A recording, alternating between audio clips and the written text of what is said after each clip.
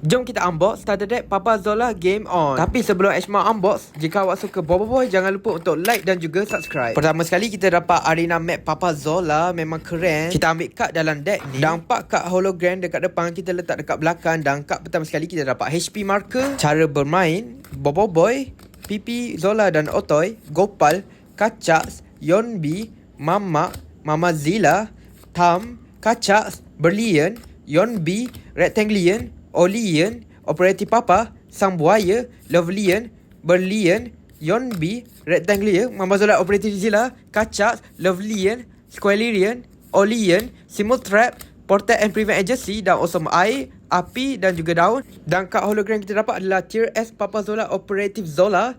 Dan next kita dapat Tier A Mama Zilla, Monster. Dan next kita dapat Tier A Boboiboy dan Gopal. Dan akhir sekali kita dapat Tier A Papa Zola biasa. Kalau korang nak tengok full unboxing starter deck Papa Zola, korang boleh tengok sekarang di channel YouTube Ashmore Gaming.